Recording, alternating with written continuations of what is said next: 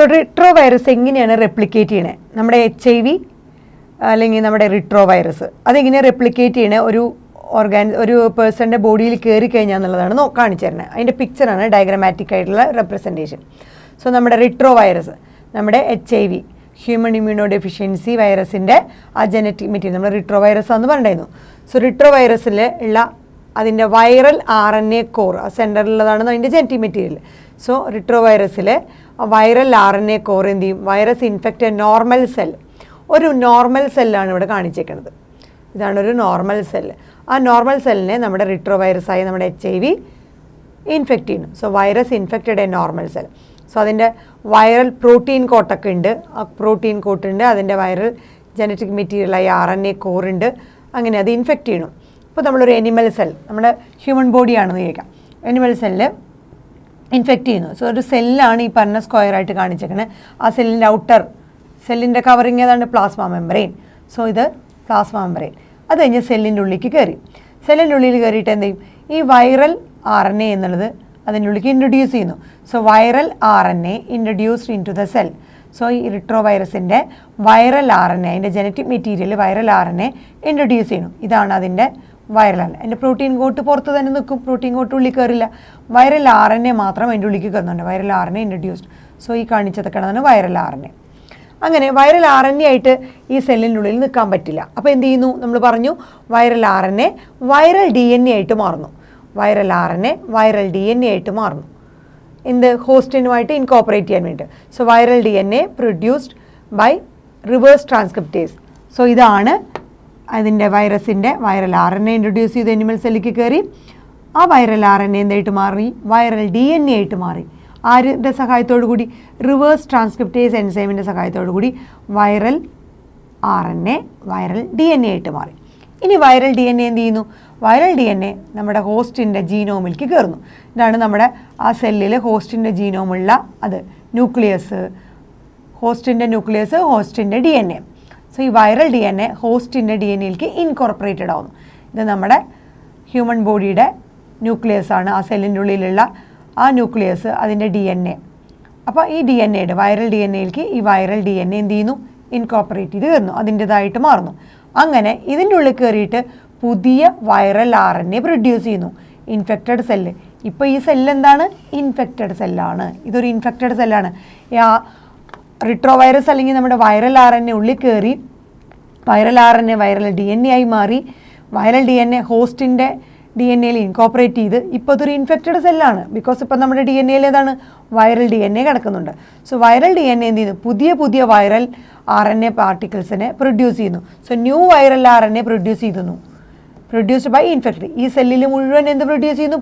പുതിയ കുറേ viral RNA produce ചെയ്യുന്നു. അത് ബിക്കോസ് നമ്മുടെ ഹോസ്റ്റിൻ്റെ DNAയിൽ കയറിയിട്ട് അത് ഇൻകോപ്പറേറ്റ് ചെയ്ത് വൈറൽ DNA കൂടുതൽ വൈറൽ RNAനെ പ്രൊഡ്യൂസ് ചെയ്യുന്നു.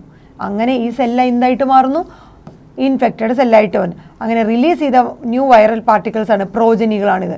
അങ്ങനെ കുറേ വൈറൽ പ്രോജനികൾ പ്രൊഡ്യൂസ് ചെയ്തു. ഇങ്ങനെയായിരുന്നു, കണ്ടോ?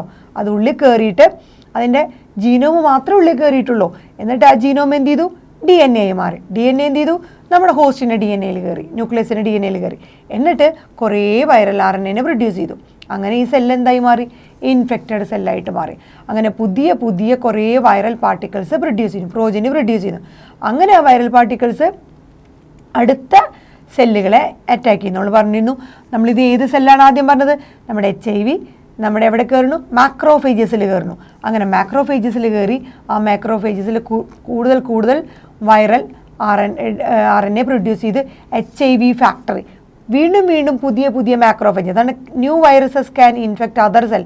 പുതിയ മാക്രോഫേജസുകളെ ഇത് അറ്റാക്ക് ചെയ്യുന്നു. അങ്ങനെ മാക്രോഫേജസുകളെ അറ്റാക്ക് ചെയ്ത് ഓരോ മാക്രോഫേജസിൻ്റെ സെല്ലിലും ഇതുപോലത്തെ ഒരുപാട് വൈറൽ RNA പ്രോജനി പ്രൊഡ്യൂസ് ചെയ്യുന്നു. അങ്ങനെ എല്ലാ മാക്രോഫേജസിലും, ഇതൊരു മാക്രോഫേജസ് ആണെന്ന് വിചാരിക്കുക സെല്ല്, ആ മാക്രോഫേജസിൽ എന്തായിട്ട് മാറുന്നു? പുതിയ കുറേ വൈറൽ പ്രോജനി പ്രൊഡ്യൂസ് ചെയ്ത് അതൊരു HIV ഫാക്ടറി ആയിട്ട് മാറും. എന്നിട്ട് നമ്മൾ പറഞ്ഞു അതെന്ത് ചെയ്തു? ആ മാക്രോഫേജ് അതോടൊപ്പം തന്നെ നമ്മുടെ ബാക്കി T ഹെൽപ്പർ ലിംഫോസൈറ്റുകളെ അറ്റാക്ക് ചെയ്യുന്നു. T ഹെൽപ്പർ ലിംഫോസൈറ്റുകളെ അറ്റാക്ക് ചെയ്ത് ഇതേപോലെ ഒരുപാട് വൈറൽ പ്രോജനീനെ പ്രൊഡ്യൂസ് ചെയ്യുന്നു.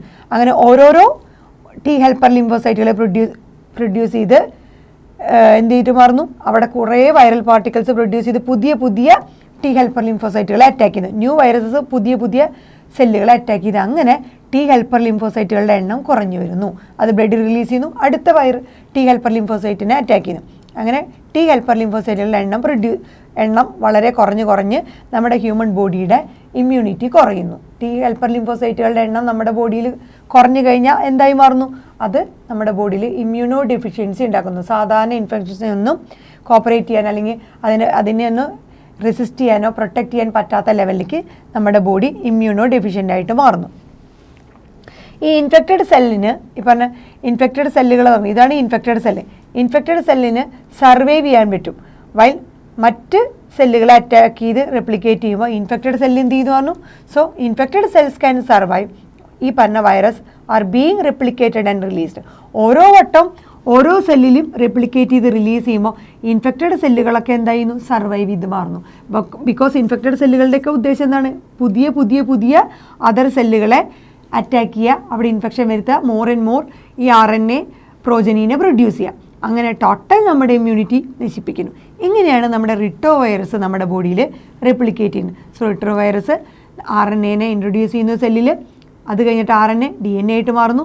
DNA നമ്മുടെ ഹോസ്റ്റിൻ്റെ DNA ഇൻകോപ്പറേറ്റ് ചെയ്ത് പുതിയ പുതിയ വൈറൽ RNA പ്രൊഡ്യൂസ് ചെയ്ത് ഇൻഫെക്റ്റഡ് സെല്ലായിട്ട് മാറുന്നു. അങ്ങനെ ന്യൂ വൈറൽ പാർട്ടിക്കിൾസ് ഒരുപാട് പ്രൊഡ്യൂസ് ചെയ്ത് അടുത്തടുത്ത സെല്ലുകളെ അറ്റാക്ക് ചെയ്യുന്നു. ആദ്യം മാക്രോഫേജസ്, അത് കഴിഞ്ഞാൽ ടി ഹെൽപ്പർ ലിംഫോസൈറ്റുകൾ. അങ്ങനെ ടി ഹെൽപ്പർ ലിംഫോസൈറ്റുകളുടെ എണ്ണം കുറഞ്ഞ് ഇമ്മ്യൂണോ ഡെഫിഷ്യൻ്റ് ആയിട്ട് മാറുന്നു ആ പേഷ്യൻറ്റ്.